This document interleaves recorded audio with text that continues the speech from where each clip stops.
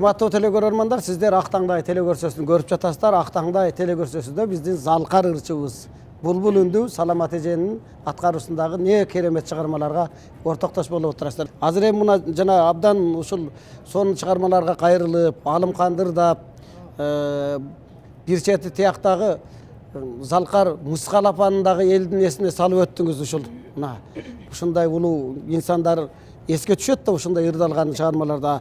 Аны ошол оон жараткан кадимки биздин Бектемир Эгинчиев, Тоо Булбулу Токтогул атабыз караңызчы кандай залкарларды бир чыгарма менен баарын түшүндүрүп кетип атасыз. Эми мына Баткен жөнүндө ырдадыңыз. Анан Баткенде мен билгенден бир чакан эле айылда не деген дөбөш абалардын баардыгы ошол жерден чыккан.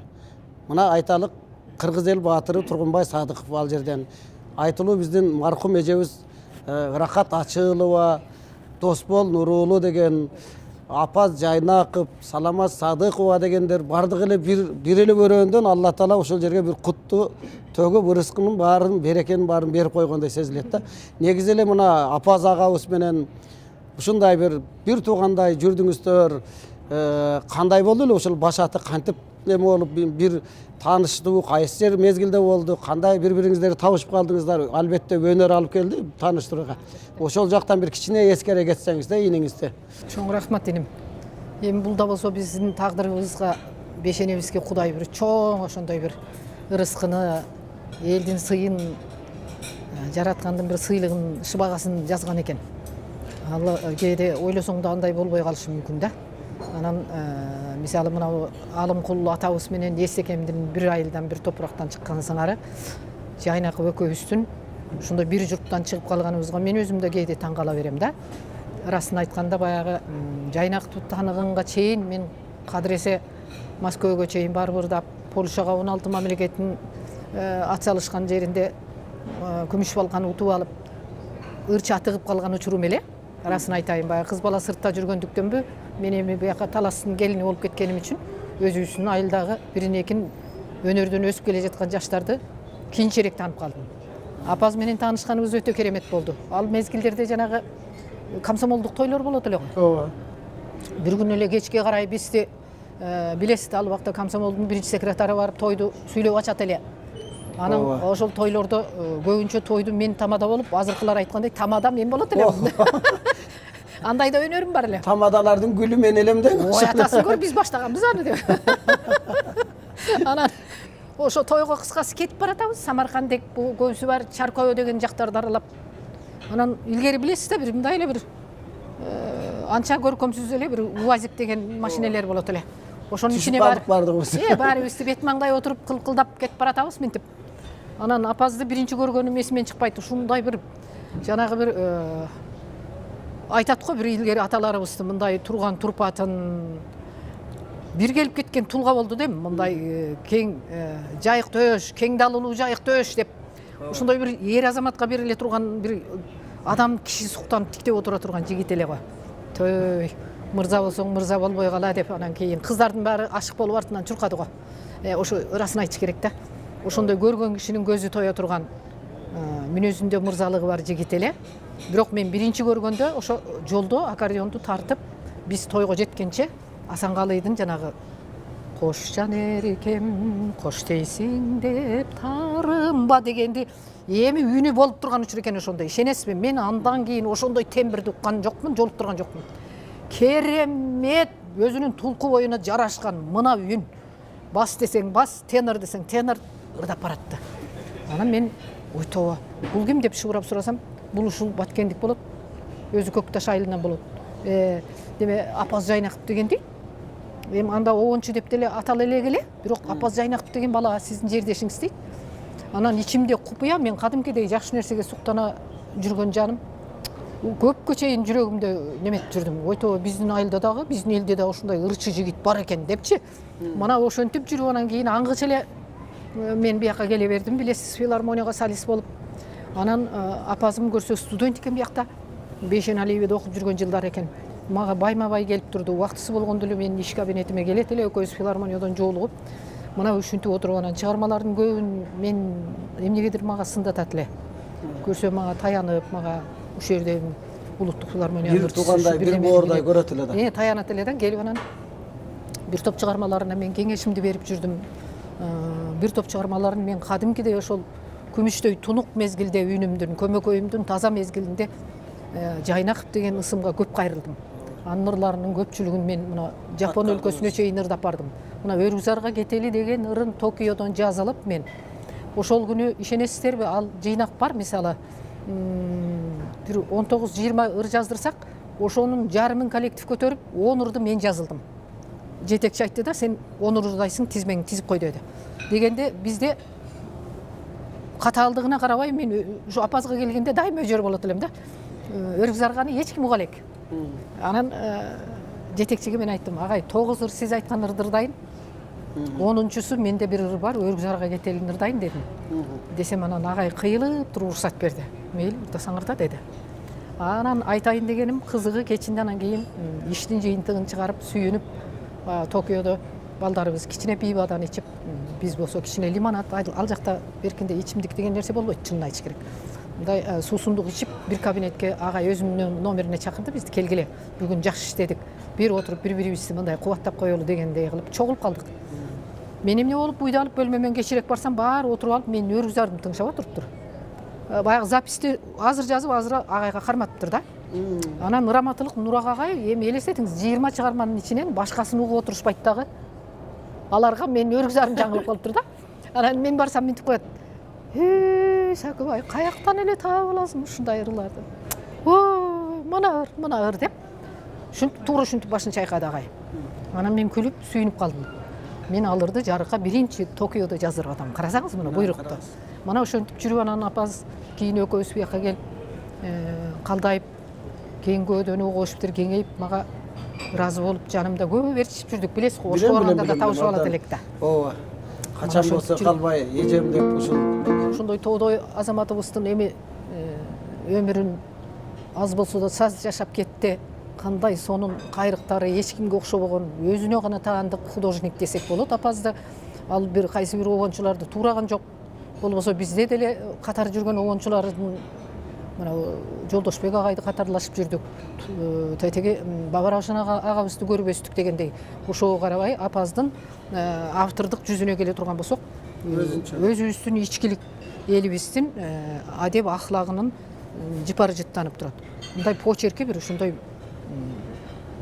кайрыктарында тунуп турат да. Түштүк жактын көргөнгөсү апаздын ар бир ырында бар. Мырзайым, жанагы берки Аманжар мисалы. Аманжарда бардыгында эле. Кыргызым сулуу кыздарында дагы бардыгы эле жыттанат. Анан мен бир нерсени угуп калдым эле же. Сиздин сөзүңүздөн уктумбу же дагы бирөөдөн угуп калдымбы? Сиз ошондо жанагы эрте менен тойдун эртеси туруп алыппы, жанагы тоолорду көрүп ал керемет. Эмне болуп кайсы жылы 2000-жылдар го дейм. Ошол апаз экөөбүз болгону Баткенгеле барган элем. Анан апаз иним өзү аз сүйлөгөн бала эле го, билесиз. Көп да сүйлөбөйт эле. Камгап эле да, мындай айтканда кам сөз эле. Анан камгап деп коеюнчу өзүбүздүн жаргон менен. Анан эже деди, сизди айылда эл күтүп атат. Айылга деле барып кетпейсизби деди. Бул мындай неме жигит эле, мындай сыпайы, мынтип четин эле чыгарып коет эле да, нар жагын эр болсоң түшүнүп ал да. Анан десе мен, макул деп анан кийин апаздын сөзүн эки кылбайт элем. Экөөбүз анан наркы Актатырга барып, Актатырдын мектептин залы укмуш чоң экен. Тим эле жаңырат. Ошол жерден анан концерт берип, анан үйүнө алып барып түн болуп калды да. Түндө эч нерсени көргөн жокмун, бир бөлмөгө киргизип мен жаткырып койду, ата энесинин үйүнө бардык. Анан аңгыча эрте менен турсам, сиз ишенесизби? Ой, мен ошол айылды кайра бир мына таажы бүтсө баргым келип жүрөт, көргүм келип жүрөт. Бир сүрөткө түшүп, бир кичине бир видеолорго түшкүм келип жүрөт да. Анан ошо эрте менен турсам эле Көкташ деген айылдын Көкташтай бир өзүнүн бир немеси бар экен. Башкача. Керемет. Сүрү бар экен. Башкача бир сулуулугу табияттын. Эч жерден андай көрө элекмин мен. Тиякта ылдыйда өзөн дарыя ташып агып жатат, ойлосоңуз сиз. Анан баягы асманга жакын тургандай сезилди мага. Чыгып эле таң калып калдым, ишенесизби? Тоолор турат, сүрдүү. Анан тоонун немесинде бир дөңсө кыр жерде апаздардын үйү экен. Карапайым турмуш, бирок ушунчалык бир натуральный деп коет го бир. Тем эле бир жаратылыштын табигый бир көркөм сулуулугу көзүмдө ошо ойдон калды. Мен кайрылып көрө элекмин. Анан Кийин мен көп ойго батып жүрдүм.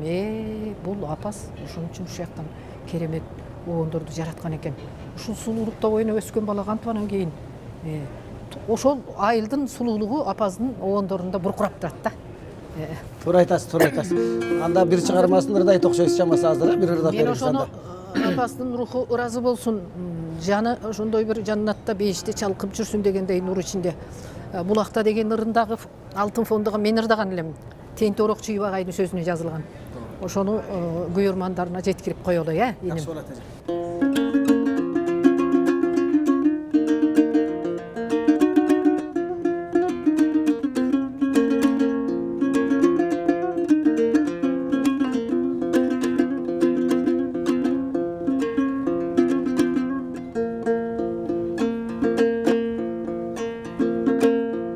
Булакта булбулдун тили бар, булакта кыздардын дили бар. Аргачан агымы көчөрткен, апакай булуттай сүйүү бар. Өмүргө шериктеш булагым, өзүңдө балалык кыялым. Ырдың шапчаныңа мен келип, мына кете албай турамын.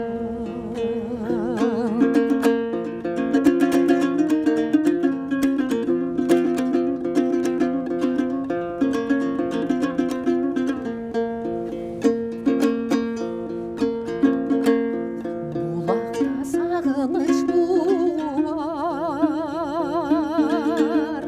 булакта күлкүнүн туну бар. Булактан жүз чайып суу алган, буралган кара көз сулуулар. Өмүргө шериктеш булагым, өзүңдө балалык кыялым. Ырдың шапчаныңа мен келип, мына эми кете албай турамын.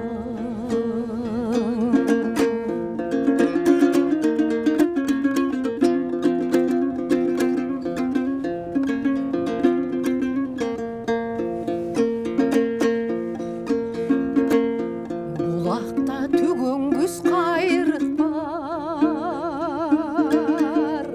булакта шашылбас жайлык бар. Булакта пейликең жигиттей, берешет орошон шардак бар. Өмүргө шериктеш булагым, өзүңдө балалык кыялым. Ырдың шапчаныңа мен келип, мына эми кете албай турамын.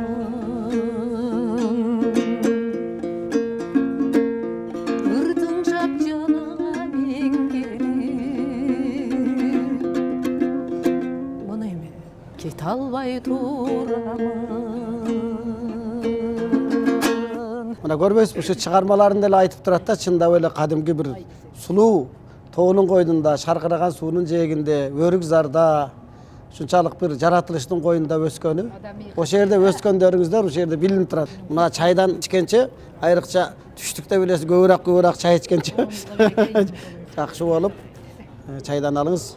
Бектемир Эгинчиевдин дагы бир Күлгүн жаш деген чыгармасына абдан бир мыкты кайрылып жүрөсүз. Бир ошо Күлгүн жашыңызды дагы бир эстетиң элге.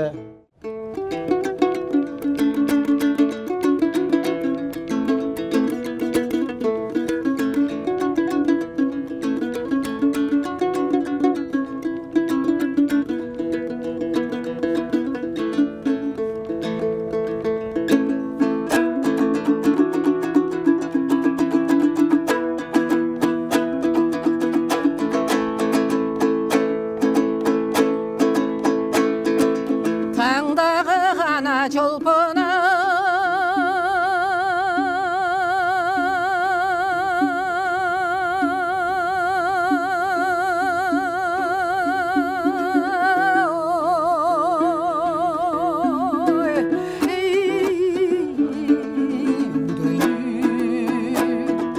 жарқылдап сүйкіман гүліші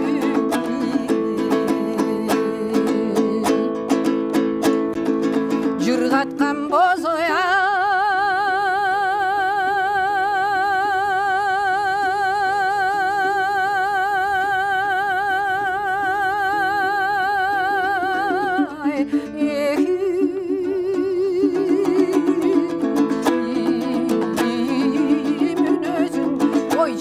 Yaşlıktın cıpar gülüsün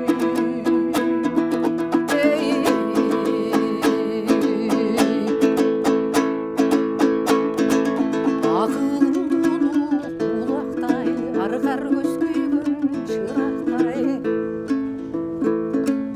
Kayıkta birgen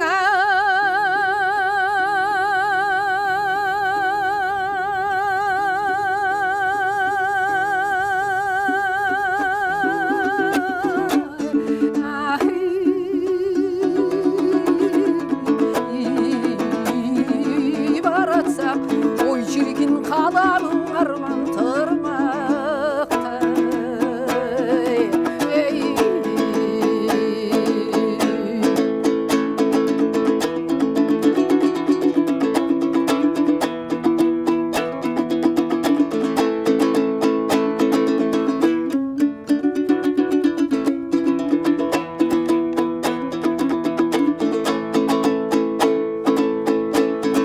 Мен bulbul kanatından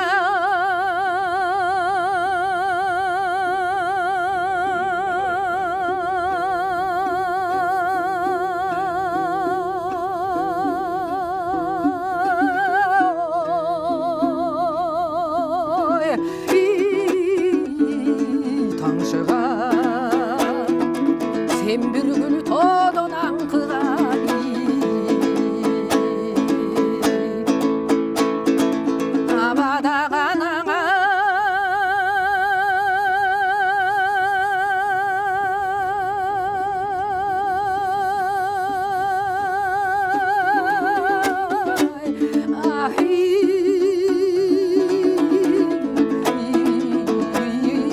Sen çolpon, oy çirkin ayday bir yüzün balıkın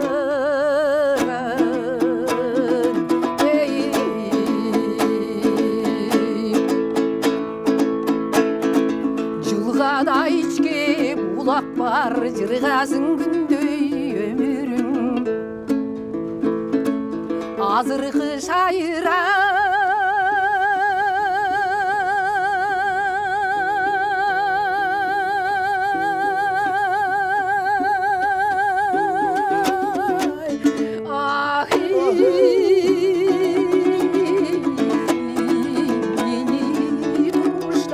Oy çirkin güllösün nasıl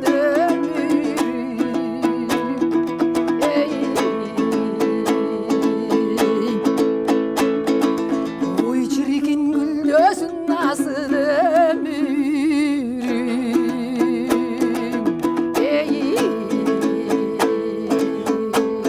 Ay ece can dünyanın barın kıtı kılayısı da büteleyelim. Aman bolunuz, жаштыгыңызды эстелеп, ал жакта отургандар угармандын бардыгы, көрөрмандын бардыгы сезимдери козголуп койгон деже.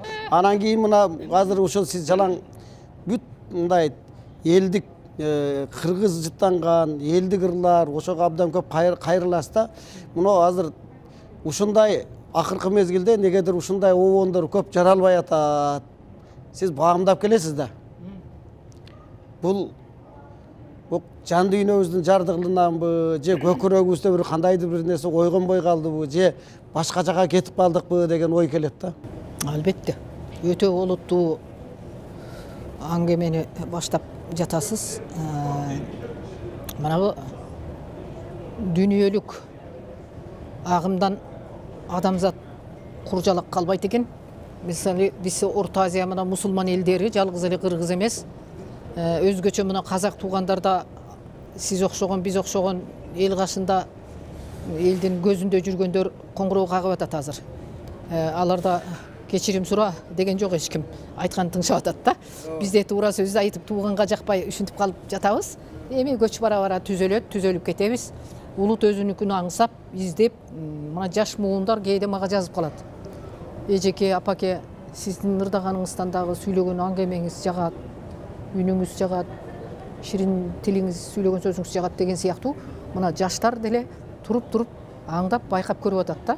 Кыргыз элинин өзү руху каяк деле, өзүбүздүн тилибиздин даамы каяка баратат, тамыры кандай болуп атат деген маселелерди биз чогуу ала жүрүшүбүз керек. Кимдир бирөөгө жакпаса жакпасын, бирок бул эртең биздин бала бакыра, неберелер, мына мен небере жаттап жүргөн чоң байбиче катарында айтайын.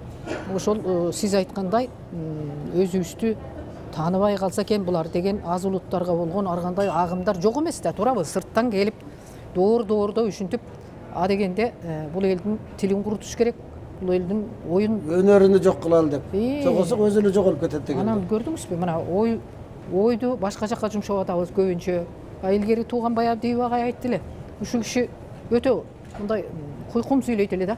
Филармониянын мына бул капталынан жолугуп калдык. Анан сиз билесиз, жанагы Пекин деген ресторанын жанында ночной клуб бар.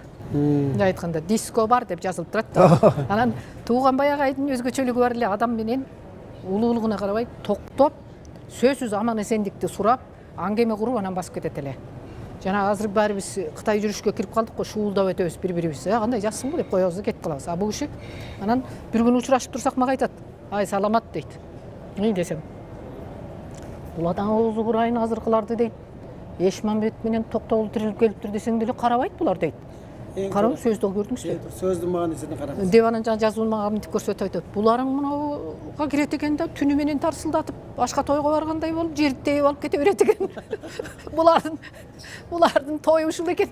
Тамыз урайын кыргыз кийин кандай болор экен деп мына. Туура көз ачыктай айтып атпайбы булар? Ушул киши мына жана экөөсүнүн аңгемеде мен айттым го, олуядай кызырдай болуп келип кеткен кишилерден, Ооба. Мына али мен ушул жеринде ошол сөз мага жаңыра берет да ментип. Анын сыңарындай ошол жаштарга мына өзүңүздөрдүн мына ЛТР каналы барыңыздар бизди тияк бияктан таап алып болгонубузду мынтип аз болсо да саз кылып элге жеткирели деп кышкыроонго карабай, эшиктеги жанагы маскаңды так дегенге карабай ушинтип жийип аткан алтын сандык болот. Бул эртең сыр сандык болот. Бул баасыз элге бир санат болот, туурабы эним? Ошон үчүн болгон жыйган терген токуганыбызды алып калыңыздар, биз да кетип калабыз деп. Эми Кудай өзү узак өмүрлөрдү берсин. Азыр сиз мына залкарларга кайрылып, биздин устатыбыз, мага ушул акындык жактан Ашыралы, Тууганбай, Тайырбек төкмө ошол чоң устаттар өзүм Буркан ата, Атамбаш болуп өнөргө мындай дүйнөгө жетелеп келген. Сиз эми баягы ошол дөбөш агалардын жанына келип, ошолор менен чогуу иштедиңиз, эл ырчысы Эстекен менен. Токтосун абагында көрүп калдыңызбы? Токтосун. Ошол кишини көрбөй калдым. Бирок чыгармалардан да ошол кишинин ырыма тумар болду да. Ошол жака мени филармонияга, Эстекен айткандай филармонияга мен ошолор алып келген. Ырасын айтайын да, бул кыздын ыры деген ырды мунун башы тетиги 82-83 жылдары, кыскасы сиз билесиз, Кыргызстандын 6 дубанында ырбий ансамбльдер абдан бир аваз болуп кеткен. Мисалы бул Ак сууда жанагы Аккуу ансамбль, Аккуу ырбий ансамбль, Боз салкын, Бекбекей деген ансамбльдер бар эле го. Тоо булагы деп тиякта түзүлгөн. Керемет. Анан келип эле анан мен ал убакта Таластын келини элем, Кара Буура районундагы азыркы. Ошондо бизди ар айылдан үйдө кир жууп жүргөн келиндерден баштап баарын жыйнап, мен үйдө жүргөн эле келин болчумун. Тамеки тизип, тамекиге барып, тамеки жулуп дегенде, эл эмне кылса ошону кыласың да, туурабы? Жолдошум чыгарбайт эле да, байкушум, раматылык жолдошум. Анан ошонун айтканы менен болуп, анан Кудай Таала бир өзү, мен аябай таң калам да, Абдывали айланайын. Кудай Таала пендесине дайым өзүнүн бир шапагатын, бир шооласын, мээримине ушундай бир өзү эле жолдорунду ачып, эч нерсе оюмда жок, эми ырдабай калган экемде деп баягы 17 жашымда Баткенден кетип, дегенде билесиз, маданият үйүндө мен автоклуб башчысы болуп, ошол жакта мына Зайырбек Султанов агайлар менен ырчылык өнөр жолумду баштап, Самаранын атасы Эрмек абалар, тетиги Баба Равшан агайлар, ушулар менен жаш кезимде кичине ырдашып жүргөн кезимде эле жолдошум келип анан мени тандап алып кетип калды да. Мына ошентип жүргөндө анан кийин ырбий ансамблиге bir 60-70 önörülүүдүн мугалим болобу, врач болобу, эч нерсесине карабай чыгып барын топтоду. Анан бияктан Султан Юсупов деген хармейстер агай бар да, Мелис Шаршенбаев деген агаларыбыз бар да, Чолпонбек Базарбаев, Жумагүл Нусуповна деген министр культура эжекебиз бар эле. Конду Чалыбай эжекелерди көрүп калдык. Анан ошондо ырбий ансамблинде анан кыз жигиттин образы түзүлдү. Кыргыздын салтын, оюн зоогун көрсөтөбүз. Кыз жигит кандай үйлөнөт деген отрывок жүзүндү көрсөтөбүз дегенде толгон 60-70 шыктуунун арасынан мен кызга ылайык келиптирмин да. Ону карап коюңуз. Мени 2 баласы бар келинмин. Бирок Кудай Тааланын берген немеси экен бу дагы. Шыбагасы. Анан бир Аманкул Бердибеков деген жигит бар эле, бирөөнүн жалгыз баласы. Ал аккордеон тарткан жигит эле. Аны не манастай болгон неме болчу анан сүрдүүрөк. Ошонун жигиттин образын аны коюшту. Мурутжан жигит эле. Анын жанында ийнеликтей болуп мен турам. Экөөбүздү шөкөлөнү мага кийгизип анан жетелеп койот элем мынтип. Анан ошо турган жерден агай менин үнүмдү жактырып, Раматылык Султан Юсупов агай мыкты киши болчу. Багы болот турбайбы деген жеңи жок атабыз сөзүнө жазылган. Күн түн менен алмашып өтө берет турбайбы. Өмүрү таттуу көрүнүп кете берет турбайбы деген анан мага ыр жазып берди. Обон. Ушуну ырдайсың деди. Ансамблде баягы экөөбүз кыз жигит болуп чыгып, экөөбүз 2 үн менен ырдайбыз баягына.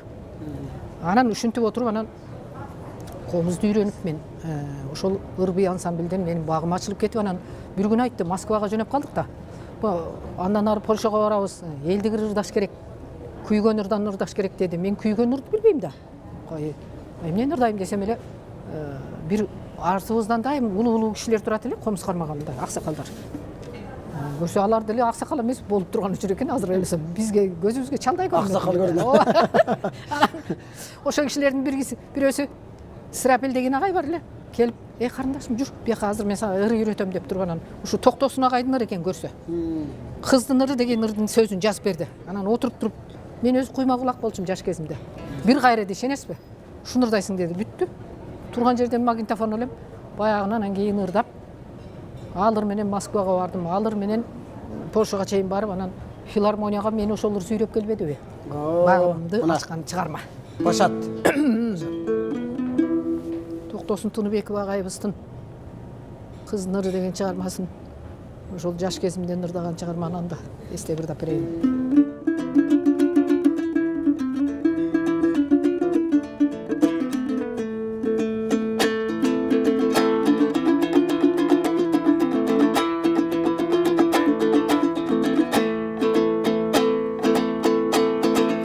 Жигиттин гүлү сен болсоң, жибектин гүлү мен болсом, айтылган сөздүн маңызына жакшылап ой жигит ойлонсоң.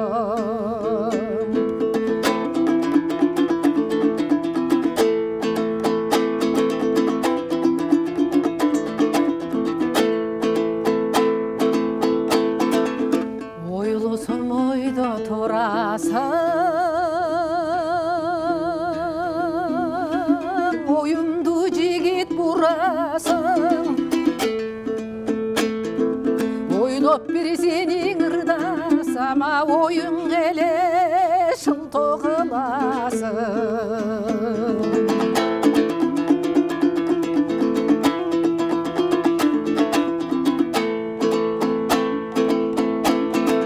Ак көйнөк кийсем жер чиет, айылымда балдара көп жүрөт. Акылга туура келбесең, алардын ой каалап ким сүйөт.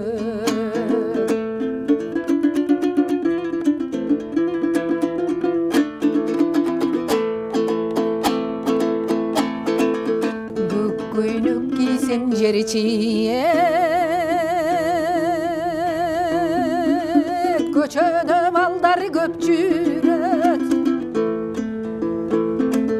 Көңүлгө туура келбесең, көрүнгөн ай жанды ким сүйөт.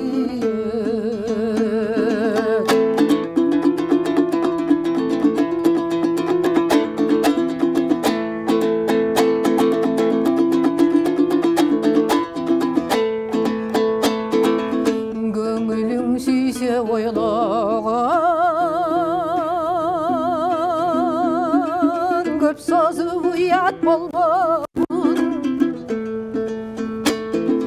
колуңду сунуп ар кимге же көпөлөгү атка конгон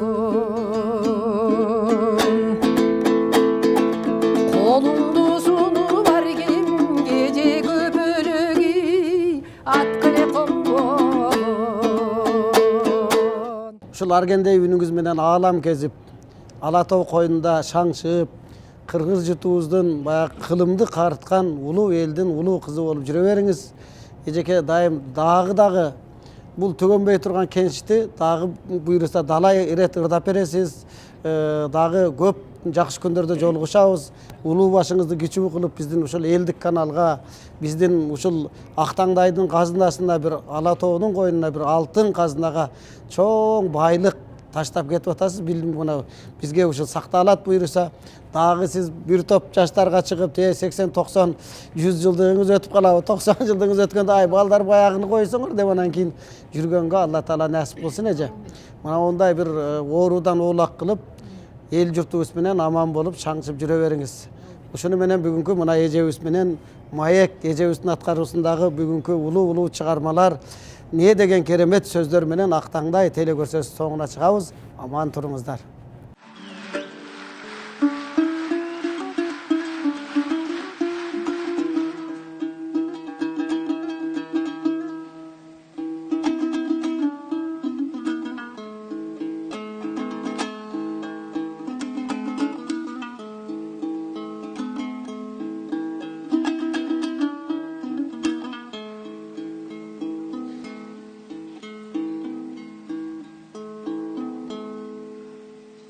Boza'dır bostada zımırayt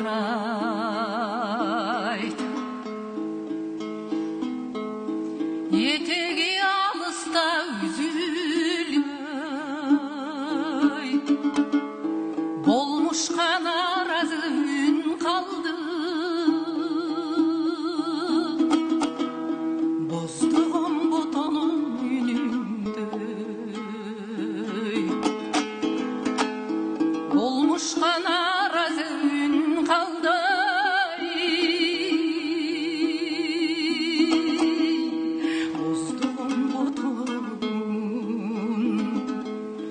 Bozduğum botonun yönünde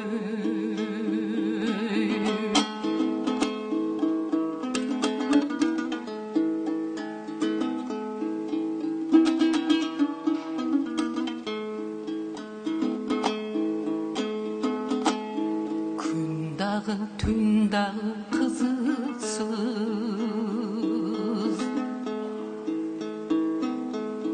Tüyü yok düşüktü çuval